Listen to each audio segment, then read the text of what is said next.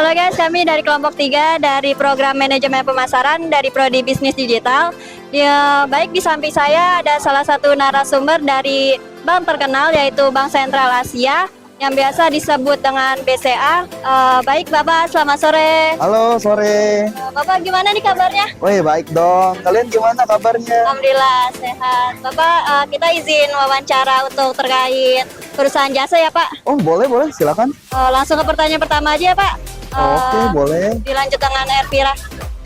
Jadi kita lanjut pertanyaan pertama, bagaimana sejarah berdirinya BCA? Oh, sejarah berdirinya BCA. Nah, BCA itu dia berdiri di tanggal 21 Februari 1957, teman-teman. Nah, BCA itu berdirinya di BCA SMK.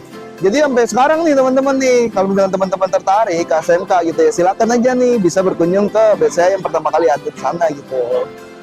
Itu loh, untuk lokasinya di mana Pak? Di SMK. Oh di SMK. Baik, untuk pertanyaan selanjutnya, apa saja sih Pak produk dan layanan yang ditawarkan oleh BCA? Oh, untuk produknya kita mulai dulu nih dari produk-produknya nih. Ada paspor BCA buat semua masyarakat yang ingin menabung nih, teman-teman. Tapi kalau misalkan masih di bawah umur 17 tahun, ada apa sih? Ada ekspresi ya, teman-teman ya, buat mahasiswa, siswa juga bisa. Buat terus juga kalau misalkan ingin pembayaran tol katakanlah gitu. Ada flash juga, teman-teman. Atau mau belanja di Alfamart, Indomart dan toko-toko lainnya gitu ya. Terus kalau misalkan untuk kartu kredit juga ada gitu ya. Nah, dan untuk layanannya ini BCA mulai dari lokasi cabang ada di mana-mana di Indonesia gitu ya. Terus juga ada mesin ATM, mesin CRM, ada mesin DDM juga, ada juga setoran dan layanan jemputan buat retail atau toko-toko gitu. Dan masih banyak lagi sih produk-produk lainnya gitu. Untuk pertanyaan berikutnya, bagaimana cara BCA menjaga loyalitasnya? Tentu aja BCA itu customer fokus gitu, atau fokus nih pada kebutuhan nasabah gitu. Pertanyaan berikutnya, bagaimana cara BCA agar tetap eksis di dunia perbankan ini Pak? Biar tetap eksis ya, tentu aja kan BCA itu fokus pada nasabah kan. Tadi kan sesuai dengan strategi yang pertama nih gitu ya. Fokus pada kebutuhan nasabah, memberikan layanan yang terbaik, terus juga always on nih, 24 jam nih, 24 jam kali 7 gitu. Kita tuh selalu ready terus nih, kapan aja dan di mana aja nih. Pertanyaan berikutnya, bagaimana cara BCA mengelola operasi kredit dan operasional lainnya? Oh, gimana sih sebenarnya gitu ya. Nah, buat risiko kredit itu biasanya ini sekarang udah pakai machine learning ya teman-teman ya. Buat nganalisa nih seberapa layak sih sebenarnya orang-orang tersebut itu buat dapetin fasilitas kredit dari BCA nih. Kayak misalkan fasilitas kredit rumah, pinjaman mobil dan lain sebagainya gitu. Dan BCA juga ngeliat nih dari histori transaksi yang dilakukan sebelumnya gitu.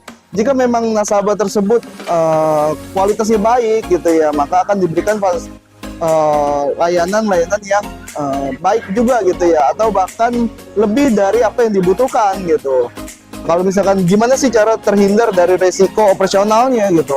Nah, biasanya ini juga ngikutin sesuai dengan aturan yang diberlakukan oleh BI, aturan-aturan yang berlaku gitu ya. Nah, dan sebagainya gitu. Baik, pertanyaan berikutnya akan dilanjutkan oleh rekan saya, Beauty. Baik, kita lanjut ke pertanyaan selanjutnya Pak. Bagaimana BCA menangani keluhan-keluhan nasabah tuh Pak? Biasanya kan nasabah suka banyak keluhannya ya Pak terkait bank atau itu bank BCA dan lain-lainnya. Nah, gimana sih sebenarnya cara nanganin keluhan-keluhan yang terjadi gitu ya? Jadi kan bisa aja nih, misalkan nasabah tuh komplain melalui cabangnya langsung gitu. Nanti akan ditangani oleh unit kerja yang bisa membantu secara langsung nih. Atau kalau misalkan nasabahnya itu nggak mau datang ke cabang gitu, bisa melalui halo, melalui telepon. Apalagi sekarang nih udah ada WhatsApp call juga gitu ya, terus juga ada chat WhatsApp juga. Nah, banyak banget nih fasilitas-fasilitas yang ditawarkan buat menangani penyelesaian permasalahan yang dihadapi oleh nasabah sih. Berarti bisa langsung ke cabangnya atau lewat phone juga bisa ya Pak? Iya, bisa banget tuh. Lanjut ya Pak.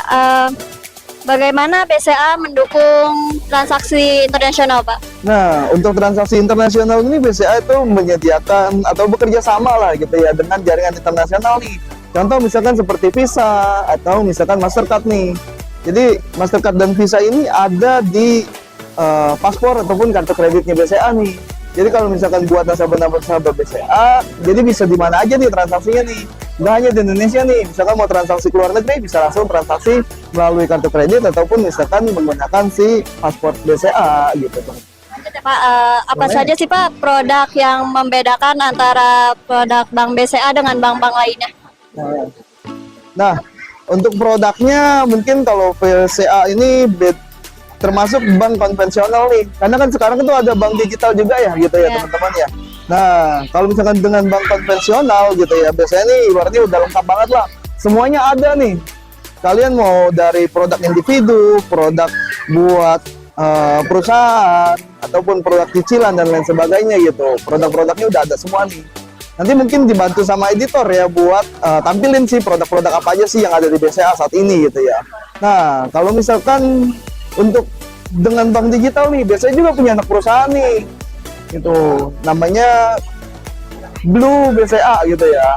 Nah, Blue ini jadi salah satu bank digital yang dirilis sama BCA juga gitu. Atau misalkan teman-teman yang syariah gitu, ada juga nih BCA syariah nih gitu teman-teman.